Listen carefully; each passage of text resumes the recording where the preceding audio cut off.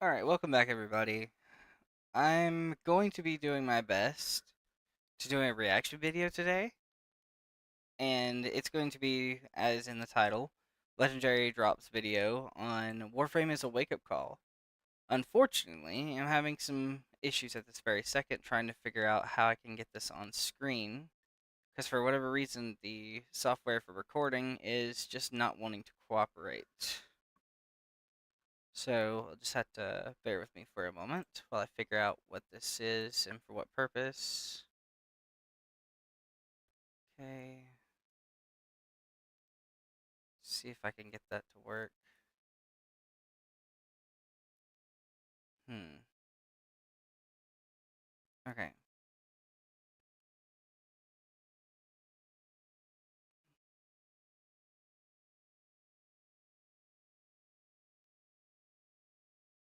Okay. Add source.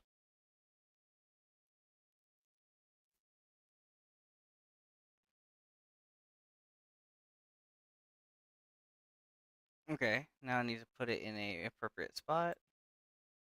Right here. There we go. Now I'm in on the thing. So I should be able to play the video and it should actually go on now. Anyways, let's see if it works. Call. Look the Okay. Nope. For whatever reason, it's still black. Okay, well actually now it actually shows on stream.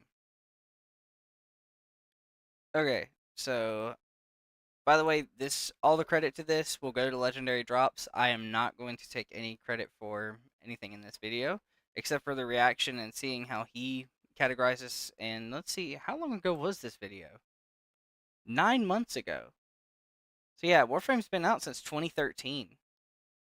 And it's incredible seeing the game last for 12 years, and he did this 9 months ago. So let's see what his opinion is, and let's see how it actually transforms into mine. Warframe is a wake-up call. Look, the phrases free-to-play and live service, whether by themselves or in combination with one another, don't fill players with a lot of confidence, and they shouldn't, because they become synonymous with games and studios that are under-delivering on a product and service while asking for the absolute most from their audience. Actually, that's pretty true. Like, a lot of the stuff that's going on with this is pretty crazy. Like, I've never seen so many issues come out of a single studio. Like, for instance, with, let's see, I'm trying to think of what was the most recent that I experienced. I think it was one of the gosh, I can't even remember the name of it because I just didn't care for it. It was a game that was so hyped up and then it just did not deliver under any circumstance. It was poorly executed and it was done in a horrible manner. Matter of fact, I think it was Dragon Age the Veilguard or something like that. It was a horrible, oversaturated political mess. And the community just didn't care for it. I mean, a lot of people didn't care for it because it didn't really live up to the expectation. And a lot of live service games now, like Warzone and all the other different types of ones, they just don't have what Warframe has. It's essentially live service updates. They take care of their game, they update the mechanics, they constantly add new weapons, new characters, new items, and all these different quests. And you can play at your own leisure. You don't have to just follow a certain path that leads to another path that leads to another path. I agree with him. It definitely is kind of crazy to see these top tier studios just put out garbage after garbage for the past few years. With there being some good examples, like Elden Ring, it came out and its DLC was incredible. But then you have games that have flopped decently hard in the past few years, like Destiny 2, which I'm a fan of. I like the game, but I just can't stand how far they're milking that game in terms of what they're trying to make for it. But anyways, enough of that. I'm not going to rant for the rest of the video unless I see something important. But let's continue with it. And I'm going to see if it still goes black on stream. If it does, then I'll just have to time, more figure engagement, something more out. money, extracting as much as they possibly can while putting in the least amount of effort. That's true. Warframe is the most well-known yet under-discussed and underappreciated games in all of gaming. It's often referred to as the internet's best-kept secret, and I'm tired of it being a secret. For all intents and purposes, Warframe is the blueprint by which many of these free-to-play games and live service games should be following, but they're not. Exactly it's a game true. that is tirelessly supported by its developer and by its community in a way that I don't even think any other game can even replicate. And once you guys hear about some of this stuff, it's going to blow your mind. Free-to-play and live service is supposed to be a way for developers to be able to deliver a smaller product and grow it over time. Be able to deliver a valuable service, a valuable product, and grow it while the community supports it. And that's the kind of game that Warframe is. That's what we're going to be talking about today. Luckily, today's sponsor is actually the game that inspired Warframe. I've played World of Tanks multiple times. Wait. Hold on. World of Tanks actually inspired Warframe? That's kind of crazy, but I'm going to let bro have his bag. And this is an easy suggestion to make. World of Tanks is one of the longest running free-to-play games on the market and has been actively supported for over a decade now with over 100 million registered users, hundreds of tanks and tons of customization, high-fidelity graphics, incredible sound design, and hundreds of hours of gameplay. The extensive arsenal includes tank destroyers, artillery, light, medium, and heavy tanks, providing you with a wide range of options for different combat strategies. It's a free-to-play game that brings you massive battles with a huge variety of tanks. Whether you're charging in guns blazing or sneaking up on enemies, there's always a new way to play. And here's the best part. New players will get an amazing deal using the invite code COMBAT and the link in the description below. You'll get a Cromwell B Tier 6 British premium tank, 250,000 credits, and 7 days of premium access. Plus, you'll get to try out 3 other Tier 6 tanks for 10 battles each. Just use the link in the description below to get started. So what is Warframe? It's a looter shooter, live service MMO with a third-person perspective. You play as a Warframe, you're dashing through levels, taking down enemies, farming up materials, currency, and other items so that you can continue to build more weapons and more Warframes to use. Warframes vary in their looks and abilities. Some of them play like a ninja, others like a battering ram or even a wizard. There's even a frame that lets you create your own music so that you can buff other players. You have pets. Yeah, that is one thing that I love is the diversity between the different Warframes, their designs, their kits, and all the different things that they have to offer, especially in unison with each other.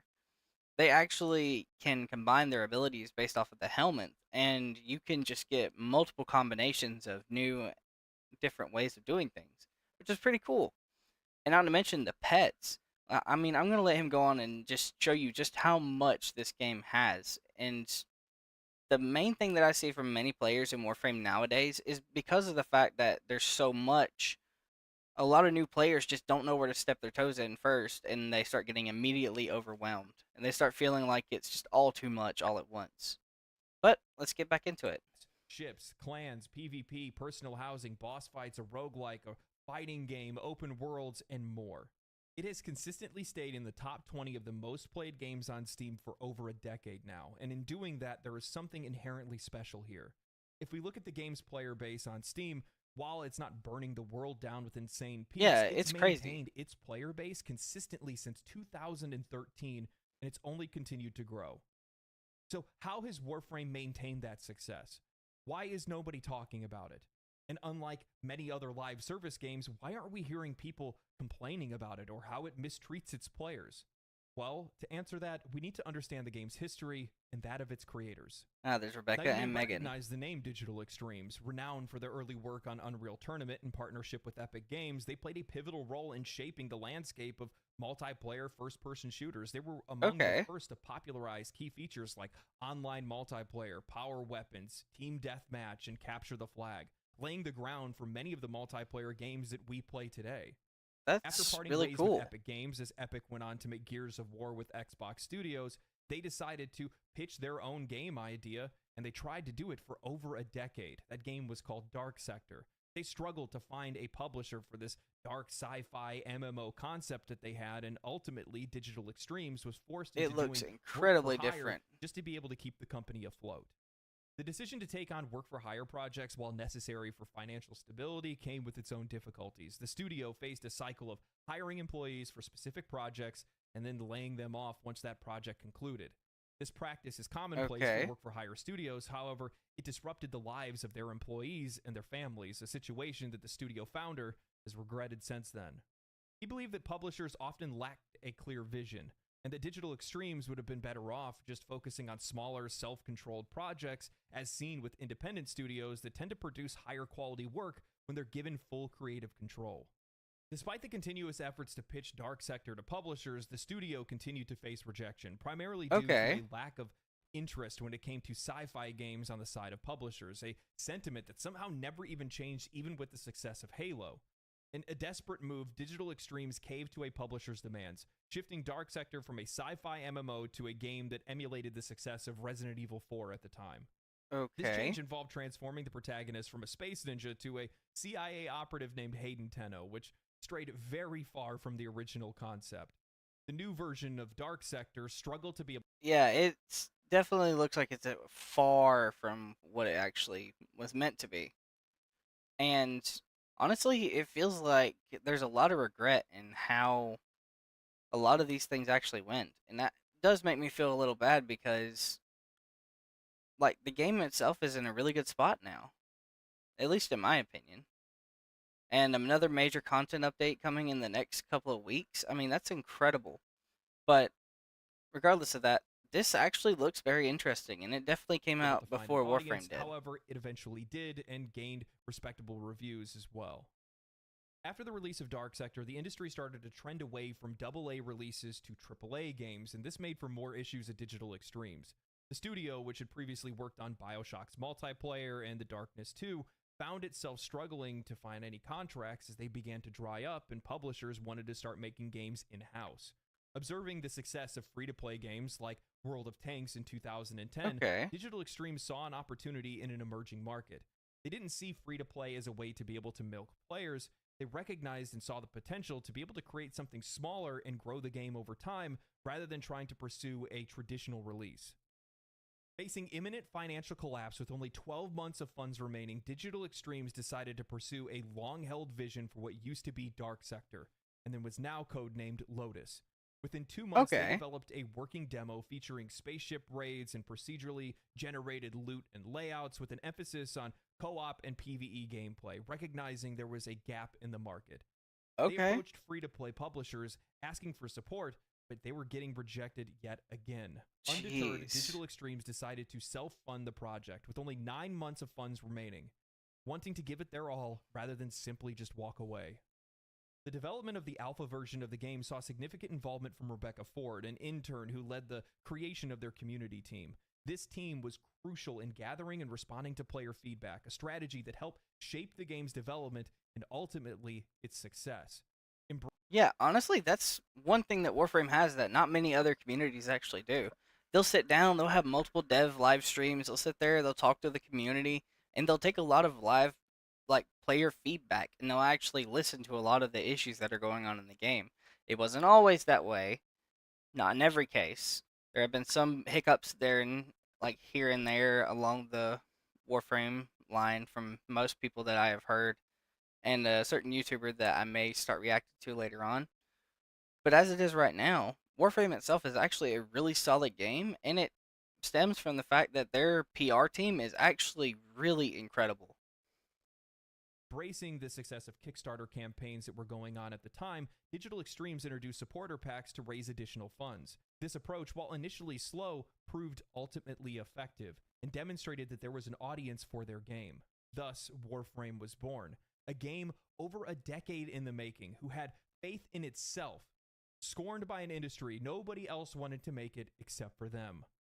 It released into beta on Steam in 2013 to over 20,000 players and has only continued to grow since. Over the years, I've come to realize that the vast majority of the studios that we grew up loving, the games that we grew up loving, the biggest studios and publishers that are out there all came from very similar humble beginnings, but the vast majority of them forgot about it. And the ones that don't end up being the ones that are the most loved and appreciated. Look at Larian Studios. Their story is almost identical to Digital Extremes. They started Hmm, off making their own I games. didn't For know limited that. success. They did work for hire for a while just to be able to keep the doors open. When that industry started to dry up and move away, they went to go make their own game in Divinity Original Sin. They danced with bankruptcy, almost losing the entire studio, but they found an audience that wanted to support it, and now look at them. Baldur's Gate 3 is heralded as one of the greatest Yeah. games of all time. They blew up, as they deserve to do so. When I look around the industry right now, I see a lot of studios that are making games not because they want to make them, but because they're profit motivated. Purely profit motivated. They no longer look at players as anything other than tools for making money, and that's it.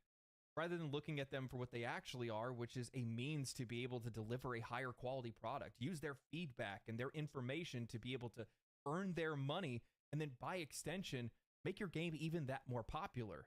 Because when players are happy, they tend to talk about it a heck of a lot more. Yeah, And I've exactly. also noticed that, games are a form of art. And That is without true. soul, there is no art. And in the case of games, I think a lot of players are starting to wake up and realize they can see it in your trailers, they can see it in your gameplay, they can see it when the soul isn't there. Yep. And when they know it's there and they see it's there, they're into that game. But when they don't see it, they don't want to have anything to do with it. And I think that's why we've seen a lot of games over the last few years fail. Yeah. Mainly games like Dragon Age Veilguard, or talking about like Call of Duty and Call of Duty Vanguard. Like that was a absolutely astronomical bad decision on their part. I mean, the zombies mode was absolutely horrible. The multiplayer was absolute mid, and even the campaign was just all right, if at most. I mean, personally, a lot of the stuff that's going on with this is actually incredible. Seeing how a lot of these studios are putting a lot of heart and soul behind their products, it does well. But whenever they're just pushing out for fast cash grabs, it just gets shoved back in their face, rightfully so. Digital Extremes started out with great intentions, to be honest with you. But that doesn't mean that they didn't make the same mistakes that many other free-to-play and live service games make time and time again, and that's with its monetization. But the difference is they learn from their mistakes. I don't think anybody can Yeah, disagree with this. Recently, over the last few years, both live service and free-to-play games have permeated through every space in the entire gaming industry. Every single company wants their Fortnite, Counter-Strike, Genshin Impact, whatever it might be, and of course they would, because they draw in revenues. It would make you wonder why anybody would ever want to make another full-priced game again. But with the introduction of free-to-play live service games, we've seen year over year, month over month, players are losing ground, losing choice, and losing their money. Free-to-play has become synonymous with cutting content and player achievement and putting a price tag on it. While the gameplay itself is free, the model has incentivized developers to paywall everything in the game or put in absurd time restrictions and hurdles for players to be able to overcome just so they can try to earn anything with their own time or their own skill.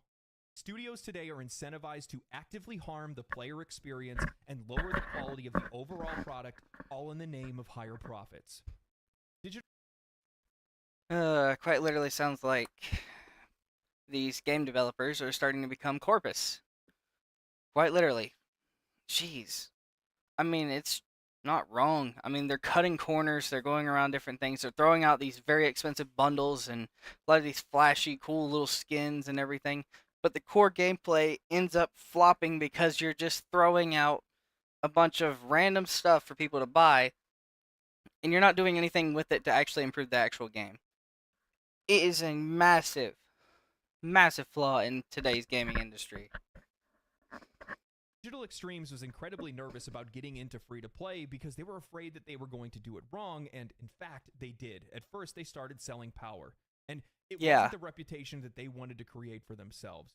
At the creation of Warframe, you could double the capacity of your mod or skill tree slots in your Warframes. However, there was no way to be able to earn this in-game, and the only way that you could get it was by paying for it with real money.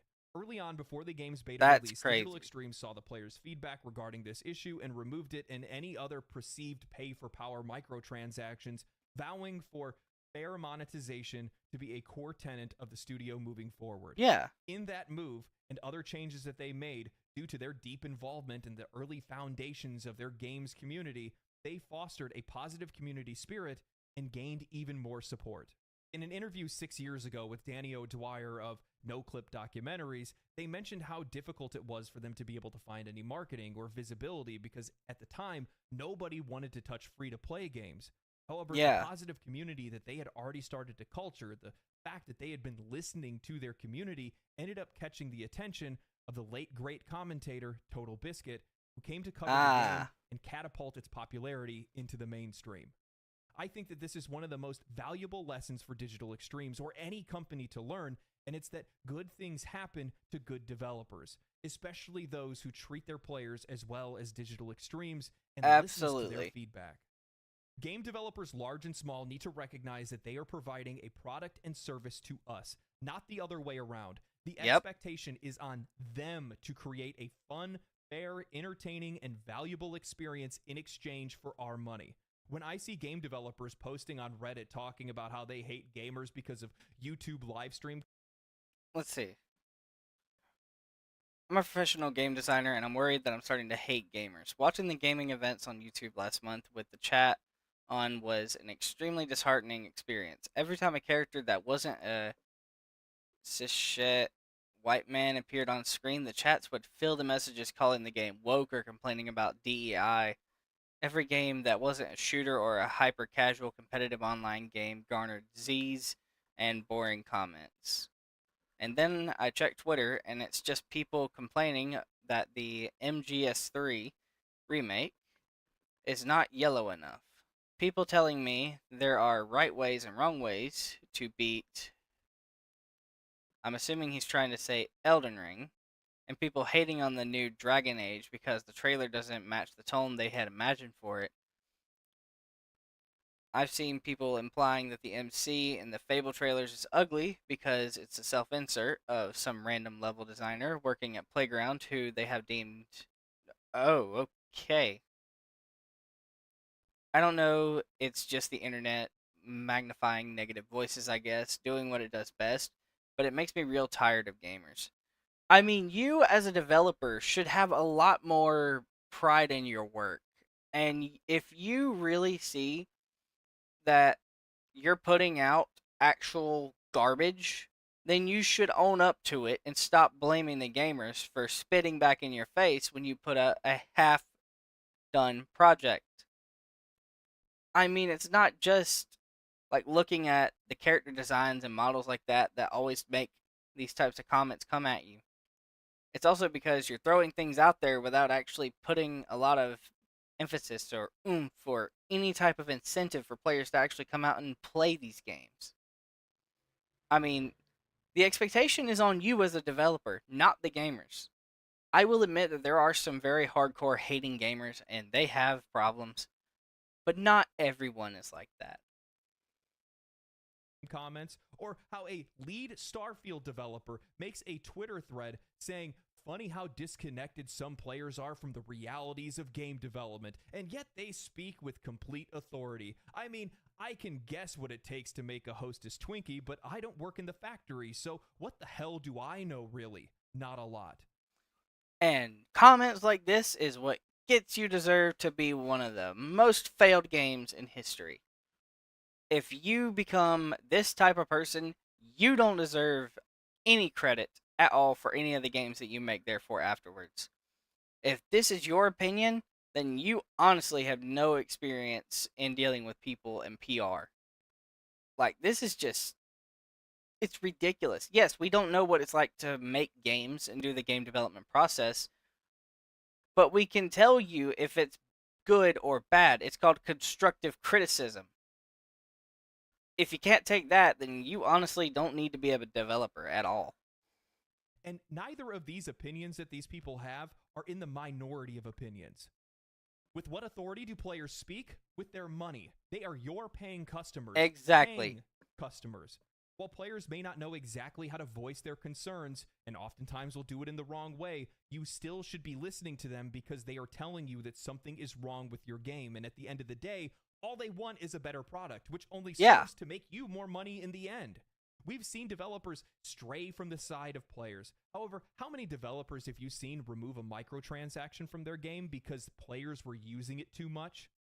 This is a massive thing as to why I love Warframe so much. They actually did do this, and it was because of a story that he's, I think, about to tell about a certain player that ended up re rolling the color combinations on the pets, if I'm not mistaken. I think that's what the transaction was. You were able to dye and change the different colors of your pets and everything, but it was a microtransaction back then. So since it was a microtransaction, it was a lot of difference than how it is now, where you just get a couple of the things and you can earn it all through pretty much in game. Not what it used to be. But seeing as it was a massive problem, they removed it. And I think he's about to tell the story about it right now. When Warframe introduced colors for their pet skins, they didn't realize that they had inadvertently created a gambling mechanic where players were trying to search for the rarest skin colors and the combinations that they wanted. DE saw that a player had rolled his pet's color 200 times and their stomach sank. Within a day and a half, they had removed the mechanic from the game and reworked it. Without a day and a half, seeing as how many times one player decided to re-roll his pet.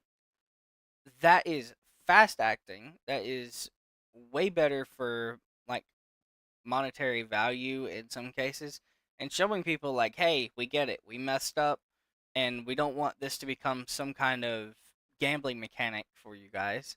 So we'll take it out, we'll fix it, and then we'll bring it back to you and make it free to earn. Which is an incredible thing for a live service game to do, and especially as to why they've been around so long. Is like judgment calls like this. Without the need for player feedback. The spirit of that can be found throughout the entire game. As of a recent update, now everything in the game, just about everything in the game, is earnable in-game with very few outliers. Warframe uses Platinum as its in-game premium currency, and it's fully tradable. Players can go out, farm valuable resources, mods, weapons, and Warframe blueprints, and then trade with other players without ever even spending a dime. See, everything in this game is free to earn, and you can earn the in-game currency to buy the things that you want, which is incredible. The only outliers are Tennokai, I think, or not Tennokai, whatever. Is it? Okay. Whatever the case. Some of the skins that are made in the shops aren't available for actual platinum, and it's because of the fact that these submissions actually go to artists that actually submitted their work to the game studio, and they took it upon themselves to make it, put it into the game, and then have these types of things. Not only does DE get a share of the profits because of it, but so do the artists that come along with it. So it makes more sense that they ask for cash for these skins as opposed to platinum, because platinum is, not guaranteed to give money to the developers. You would think that this is trapped behind some type of end game progression or something, right? No, you can start doing this within the first 15 to 20 hours of playing the game. I was already trading items with other players and stockpiling currency from the minute that I had started. While players still have the option to buy anything that they want from the game's in-game shop, all of those things, or at least the vast majority of them outside of cosmetics and color palettes, can be earned in-game. So, Mr. YouTuber, that means that Warframe must have the most difficult and high-end equipment behind paywalls or something, right? It has to be insanely difficult to get. No. The pinnacle Warframes and weapons are called primes. Yep. It is not very complicated to get a hold of a prime. You just have to get a hold of the resources, you have to get a hold of the credits for it, and the blueprints. That's it. Nothing furthermore, and the primes aren't all to be bought. The same day that a new prime comes to the access or anything like that that they want to put out, you can go to get relics, which is an in-game mechanic that you can open during these missions, and you can get prime parts and prime pieces to not only be able to trade over the market, but you can actually put together your own prime sets, so you can make new weapons, new warframes, new companions. It's incredible, and this is the pinnacle of it. And even so, primes aren't the end all be all. You don't need a prime warframe to actually continue playing the game. You can play as your base standard warframe that you got at the beginning of the game if you really wanted to. It's all subjective to your opinion as a player, which is incredible. You can earn these by cracking relics, and you get relics constantly while you're playing the game. When you go to do these missions to crack the relics, you're See? playing with 4 players, and all 4 of you can choose to use the exact same relic, which would then increase your chances of being able to get what you wanted because everybody can choose from everyone else's rewards. Yep. Meaning that even if you're in a party that isn't coordinated and you're all running different relics, if you don't get what you want out of yours, you can just get a copy of somebody else's thing if it's more valuable. You can Yeah. choose to get whatever you want. Every weapon, every frame, companion, and otherwise is at your fingertips. You can earn your way through Warframe without ever even spending a dime, and many players have. That There is is no exactly true. time wasting in Warframe. And what's even more crazier is that adding to this absurdity, they show players how not to spend money within their premium shop. Yeah, they'll show you where to get like the blueprints, and even they'll tell you where to get the resources or how to farm the resources on that case, which is even more of a step above from what most other people have to do, because they'll tell you like, hey, you can get this in say on Sedna. Then okay, if I can get the resource on Sedna, I'll go in, I'll play a survival mission, I'll play as a loot frame like Korra, Necros, or even I think Hydroid, and run their augments, and I can just farm resources like crazy, and I can come out with even more than what I actually needed. Or I can just get what I need and then leave and come back. It's really incredible seeing this in a menu like this because it's far different than what most other game developers will do. If you go to their premium shop and look at any of the items available in it, next to every item, it tells you how to go earn that item in-game rather than spending money. Yep, and what's even better is that you can't just buy the most like overpowered weapons from the very beginning of the game. You can only have a certain amount of weapons that are locked behind mastery rank, which is this thing up here. This little 8 required, that's mastery rank 8 you have to be before you can unlock these pistols. Every weapon has a mastery rank lock on it, and if you don't unlock the mastery rank, then you can't use it. I think the latest weapon that you can get at mastery rank is 16, and that is one of the stronger bows in the end of the game. But regardless of that, it is not hard to get MR, and it's not hard to actually take the test. The tests are simple, in-game things that you should learn so you can play better. And granted, it's a great mechanic. So honestly, it's way different than just loading up into a game, buying the most powerful weapons, the most powerful equipment, and then just burning your way through it, and then not picking up the game and coming back to it at all. They teach players how not to spend money in their shop.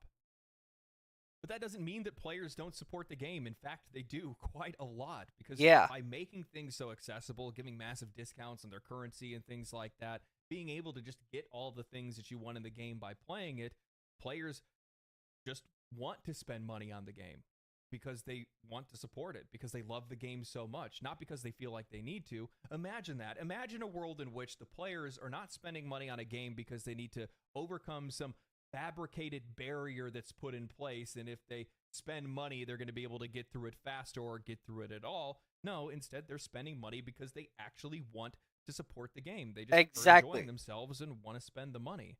Now, mind you, some of this is definitely driven by convenience, but the vast majority of players just love the game and want to support it. And that's Exactly. not to say that there aren't areas worth criticizing. I'm still not a fan of the fact of them having 12 to 72 hour crafting timers on weapons and warframes. That's completely fair. The crafting times can be absolutely abysmal, but at the same time, I mean, it feels rewarding when you've actually worked so hard for something and then you're actually able to make it and then use it. But at the same time, it feels kind of crazy to think that you're going through and you finally got all the resources, you got all the blueprints, you got everything you need, and then you have to wait a set 12 hours for a weapon, or 24 hours for another thing, or just 72 hours for a warframe, which is crazy. But then again, it counts off of real life time, so just a few days and you get a new character and you can play as them and do all the missions with them if you wanted to, or however you wanted to play it. Or you can go in, you can trade some platinum, and then you can get, like, say, spend 50 plat on the Warframe that you're building and instantly get it. I mean, there's plenty of different ways that many people have opinions about this, which is perfectly fine. That's just it's just too much. I don't know what else to say about it. It's just too Yeah, much. And also there's a big limitation on the amount of weapon and Warframe slots, inventory slots that are available early on for players. That's yeah, that's another problem. Warframe has this problem where sometimes they don't just give you any slots. So a lot of beginner guides for Warframe will tell you when you get into Warframe, the first thing that you need to do when you unlock the market is don't spend the platinum that you get on any type of cosmetic. Only go in, buy a Warframe slot, and buy a couple of weapon slots, and you will be fine. And then you can go and earn platinum through cracking relics and doing other things, and then you can start buying slots with your platinum. Or you can just spend your money, buy some plat, put in the slots, and then not have to worry about it. something that in general just needs to get fixed.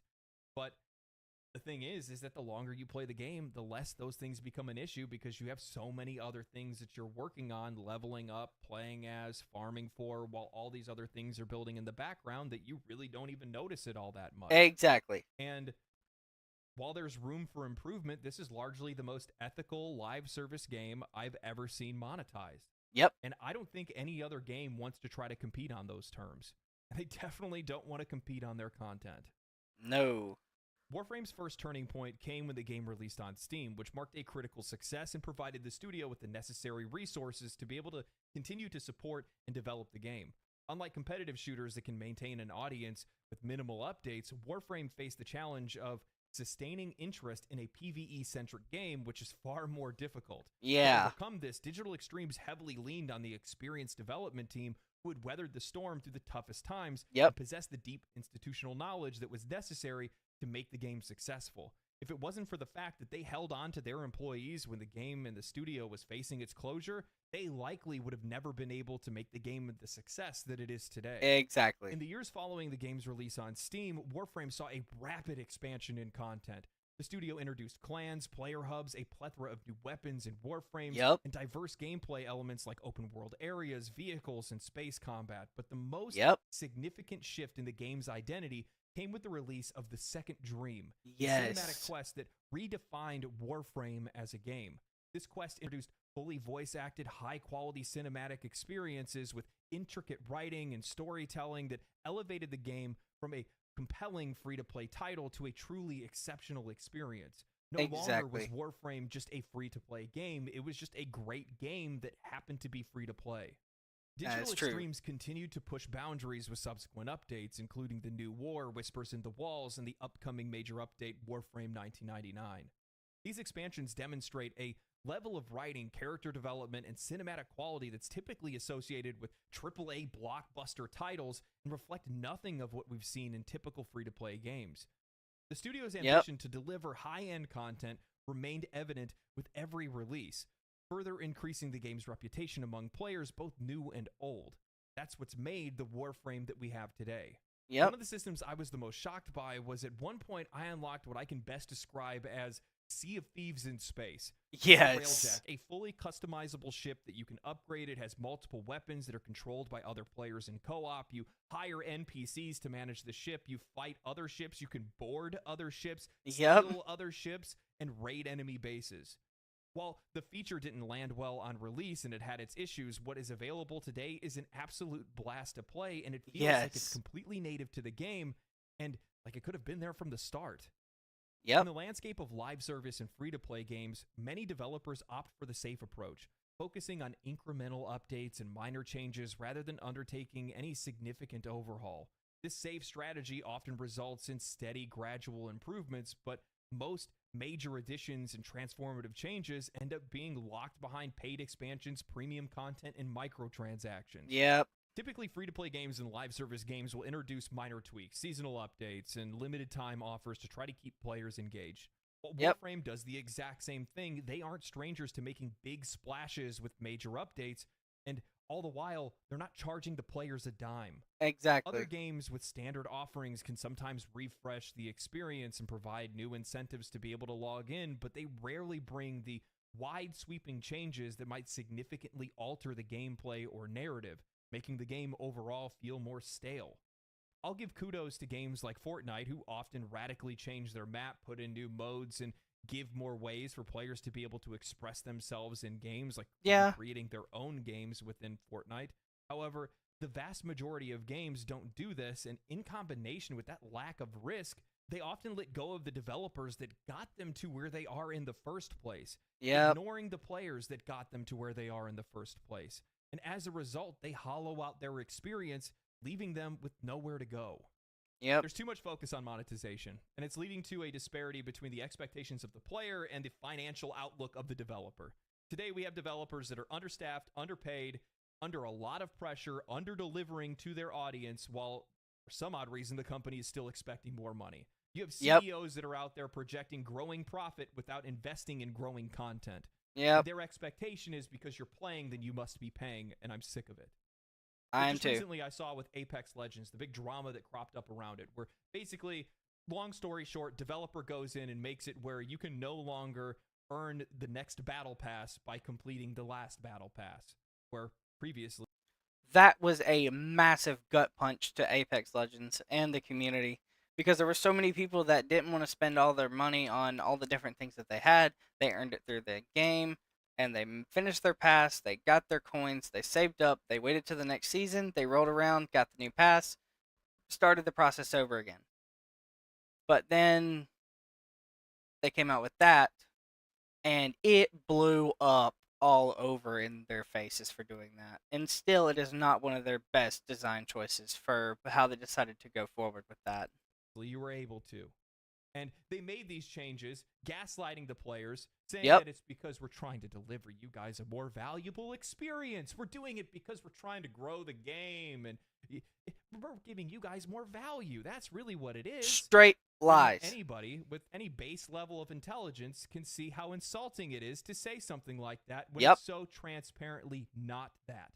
And they're Yep. not the only developer doing things like that. You see it across the board. So many developers that are making minor changes to their game, but all of their focus is on their monetization. How Yep. else they can shift and move things around to make it where they can make more money and you get Yep. less out of playing the game.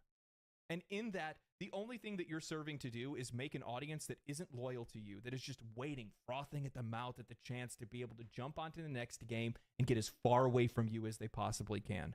Sure, they're playing your game right now. Sure, it's popular right now, but that's because they don't really have another option, and there's nothing else right now that's that hot. Yeah. But once there is something that hot that comes out, you're done. Yep. That's it. Players are a valuable resource, and you need to value them.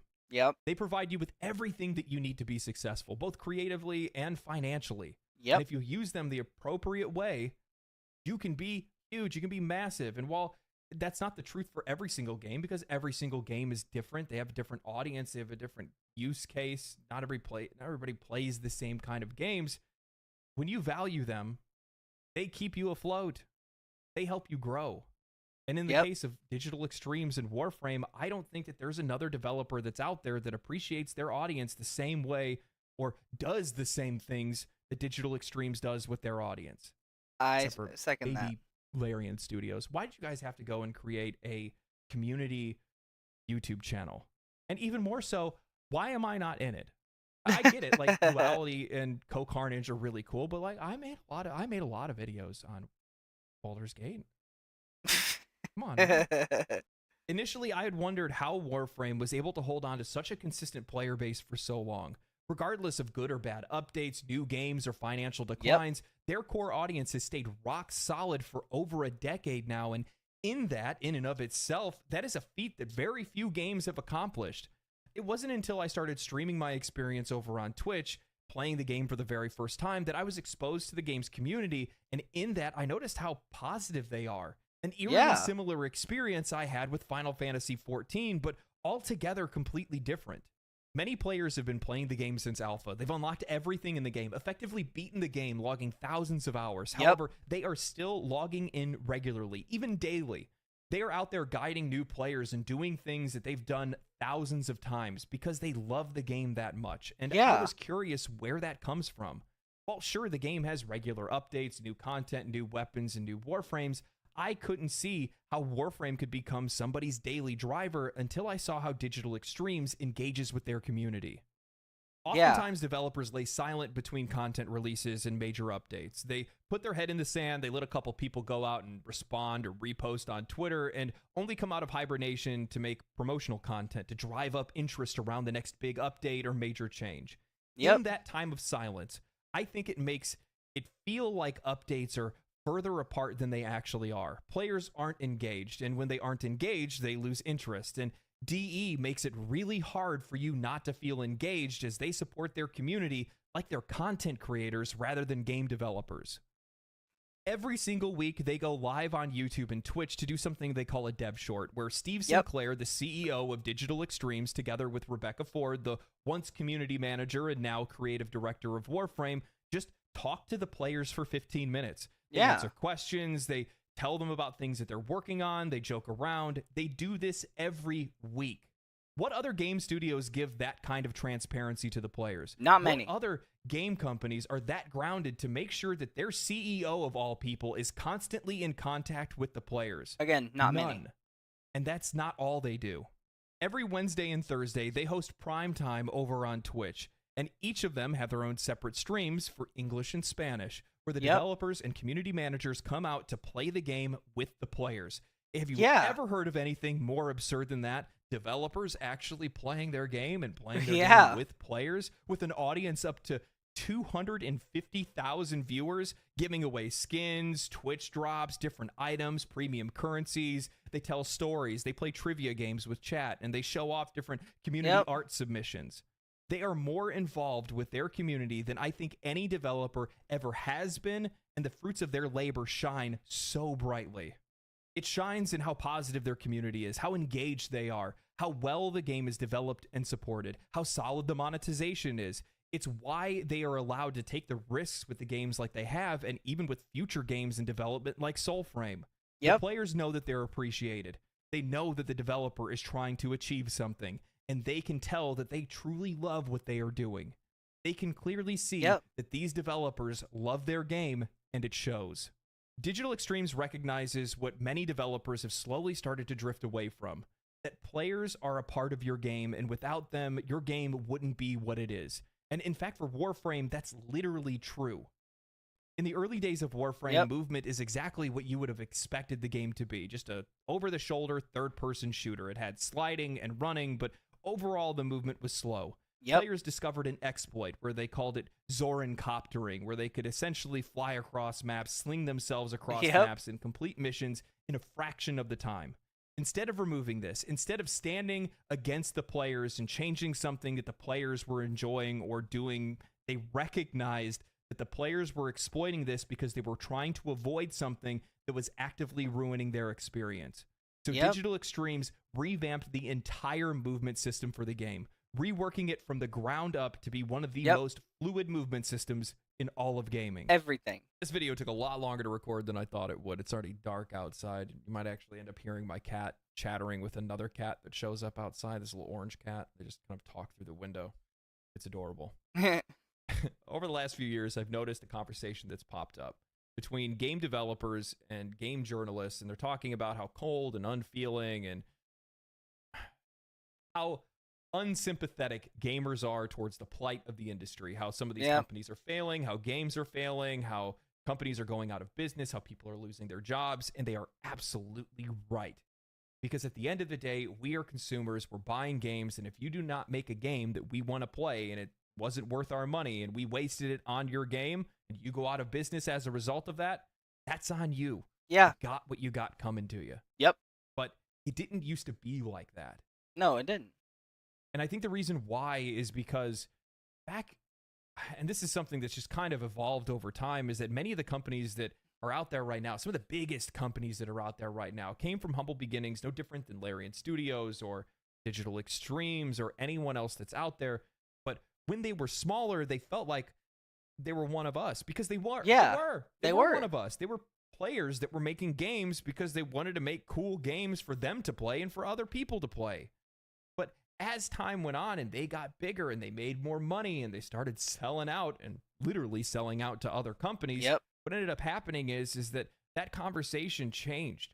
That interaction that we used to have, that relationship that we used to have with the developers, that parasocial like relationship that we had, started to disappear because they started talking to us through a veil of money. Yep. It was always apology letters and tweets that are just trying to manipulate the truth more than anything else. It's all gaslighting. You're not trying to help us. You're not trying to do anything for us. You're just trying to make money. And to be honest with you, it's cowardice. It's so disgusting. It is. If you just want to make money, go make money, dog. Say you're doing it for it. I'd almost have more respect for a company that just laid their nuts out on the table and said, we're doing it because we want your money. Rather than trying to paint it in these colorful words to try to make it feel like they're our friends and really this is all just for you guys. That's just not what get it to is. the point. I think there's a lot to learn from a company like Digital Extremes, especially in the way that they stay connected with their audience. That level of connection brings in insane levels of endearment where the people that are playing the game just genuinely love the work that the people are doing because they like the people too. They like both things at the exact same time, and that's an awesome thing to have. My cat is freaking out right now. That's an awesome thing to have because players at the end of the day do want to be appreciated. We want to be heard. And the more we're heard and the more we're appreciated and the more that the game is actually worth our time and money, the more likely we are to continue to invest in that game and invest in future things that you do. However, the vast majority of the industry is really doing nothing other than creating unloyal fan bases. Sure, your game might be doing okay now, but the minute that somebody else comes by, like Digital Extremes or something like that, that does the same things that they do, or better, you're done for. Your audience is gone. And I think there's a lot to learn from this. I really do. That's the whole reason I make these wake-up call videos in the first place, is because I think there is a lot to learn from some of the best studios that are on the market, some of the best games that are on the market. Yeah. There's a ton of them. There is. And I plan on doing a ton of these videos because they're a lighthouse, an opportunity for those who have drifted too far away to finally see the light, come back to land, touch grass, and find out what players like, what players really want, and how to talk to players again. Anyway, I hope you guys enjoyed this video. Thank you guys for watching it this long. If you guys enjoyed the video, make sure you guys subscribe to the channel. If you like the video and want more people to see it, throw a like on the video. Follow me on Twitch if you guys want to see me play Warframe. Yeah.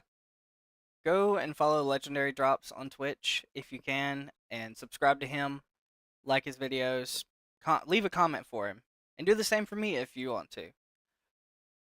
But I agree with him wholeheartedly. A lot of these new games that have come out in the past few years just don't hold a candle to a lot of the live service and things that hold up in Warframe. And honestly, it is mostly on the developers basically wanting to shift towards making profits as opposed to putting out a genuine experience for gamers.